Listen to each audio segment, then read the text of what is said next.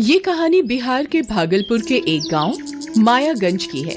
पिछले कुछ दिनों से यहाँ कुछ अजीब अजीब घटनाएं घट रही हैं। कोई भी आदमी या बच्चा अगर पतंग उड़ाते हुए किसी दूसरे की पतंग काटने की कोशिश करता है तो पतंग से किसी औरत और एक बच्चे की रोने की आवाज आती है। फिर कुछ देर बाद पतंग से खून टपकने लगता है। इसके अलावा लोगों को ऐसा भी लगता है कि आधी रात के बाद वो औरत और बच्चा गांव के मुखिया जी की टंकी पर चढ़े हुए हैं और वही बच्चा आधी रात को पतंग उड़ा रहा है। बीच बीच में उनके हंसने की आवाज भी आती है। फिर वे दोनों गायब हो जाते हैं।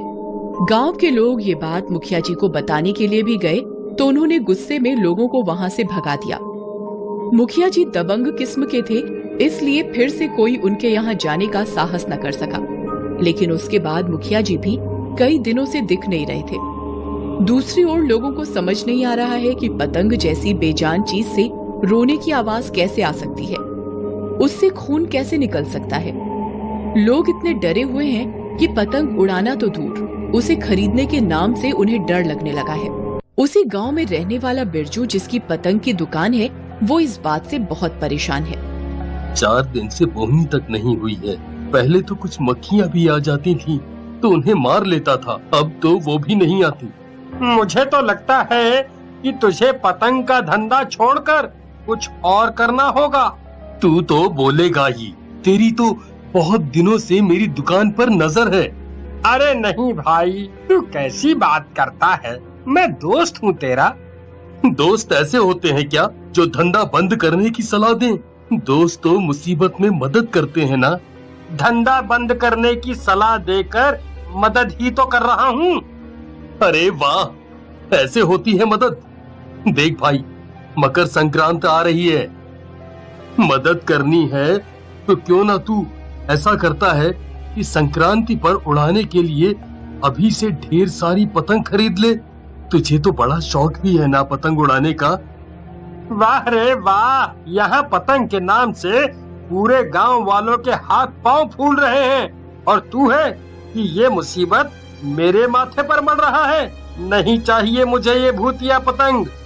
दिमाग खराब है क्या तेरा? पतंग भी कहीं भूतिया होती हैं। और ये जो गांव वाले बातें बना रहे हैं, उनका क्या? तुमने कुछ देखा क्या? नहीं, मैंने तो नहीं देखा, लेकिन बलराम तो कह रहा था कि उसने पतंग से खून निकलते देखा है। बलराम क्या, वो सरजू तो बोल रहा था कि उसने किसी भूतनी को भी उसके बच्चे के साथ मुखिया जी की छत पर पतंग उड़ाते देखा है। बकवास करता है वो। ये सब अफवाह है, अफवाह। अफवाह ही सही, लेकिन भाई डर तो लगता है ना मुझे। मेरी तो अभी तक शादी भी नहीं हुई है। तू क्या चाहता है कि मैं कुंवारा ही दुनिया से निकल लूं? ना भाई ना, तेरी पतंग तुझे ही मुबारक। मैं तो चला खेत पर। उसी रात की बात है। बिरजू अपनी पत्नी के साथ सोया हुआ था। तभी उसके दरवाजे पर जोर से दस्तक की आवाज आई। दस्तक से उसकी आंख तो खुल गई, लेकिन डर के मारे उसकी हालत खराब हो गई। वो अपनी पत्नी को जगाते हुए बोला, अरे भगवान, तनिक देख तो दरवाजे पर कौन है? ना बाबा ना, हमें तो बहुत डर लग रहा है, आप ही देख लीजिए ना। 1 नंबर की डरपोक हो तुम। आप तो बड़े शक्तिमान हैं, आप ही खोल लीजिए ना दरवाजा। हाँ हाँ, जा रहे हैं, लेकिन हमें कुछ हो गया तो तुम ही जिम्मेदार होगी। ये बात कान खोल के सुन लो। अरे रुकिए रुकिए, मैं भी आती हूँ। यहाँ डर के मारे दिल की धड़कन बढ़ गई है और इतनी रात को किसी को मजाक सूझ रहा है। नास पीटा, दरवाजा खटखटा कर भाग गया। बिरजू चाचा, कहीं भागे नहीं है, यही है हम। कौन है? अरे चाचा, मैं हूँ, मैं। कौन मैं? सामने क्यों नहीं आते हो? सामने ही तो हूँ चाचा, ये देखिए, थोड़ा सिर तो ऊपर उठाइए। बिरजू अपना सिर ऊपर उठाता है। उसे एक बच्चा हवा में लटका हुआ दिखाई देता है, साथ में उसकी माँ भी है। हे भगवान, बचा लो रे, कोई तो बचा लो। भूत, मेरे घर में भूत घुस आया है, मेरे घर में भूत घुस आया है। कहाँ है भूत? कौन सा भूत? हो गया क्या? देख नहीं रही, ये दोनों भूत हवा में लटक रहे हैं। अरे आंखें तो खोलो, यहाँ कोई भूत भूत नहीं है। बिरजू अपनी आंखें खोलता है। वो अपने बिस्तर पर ही लेटा हुआ है। उसने ये सारी चीजें सपने में देखी होती हैं। ये सोचकर उसकी जान में जान आती है। वो फिर से सो जाता है, लेकिन रात को 2:30 बजे के करीब उसे एक बच्चे के रोने की आवाज आती है। अचानक से उसकी नजर अपने घर के कोने में बैठे एक 8 साल के बच्चे और उसकी माँ पर जाती है। वो घुटनों में अपना मुंह छिपाए बैठा है और रो रहा है। बिरजू और उसकी पत्नी हड़बड़ा कर उठ जाते हैं। डर के मारे उनकी आवाज निकलनी बंद हो जाती है। फिर भी वो हिम्मत करके उनसे बात करने की कोशिश। तुम लोग कौन हो? तुम लोग घर के अंदर कैसे आ गए और इस तरह क्यों रो रहे हो? क्या चाहिए तुम्हें? हमें अपना बदला लेना है। बदला?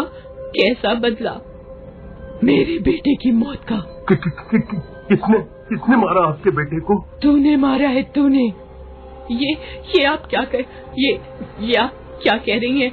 मेरे पति ने ऐसा कुछ नहीं किया है। तू हट जा दूर, तुझसे मुझे कोई लेना देना नहीं, लेकिन इसे तो मैं नहीं छोड़ूंगी। वो बिरजू की पत्नी को जोर का धक्का देती है। वो दूर जा गिरती है। अरे मेरी माँ, मुझसे क्या दुश्मनी है तेरी? मैं तो तुझे जानता भी नहीं। तू कैसे जानेगा? तेरे ही चलते मेरा 8 साल का इकलौता बेटा तड़प तड़प कर मर गया। हे भगवान, तुम क्या कह रही हो? मैं क्यों मारूंगा तेरे बेटे को? देख, गौर से देख, तेरे ही कारण मेरे बच्चे की ये हालत हुई है।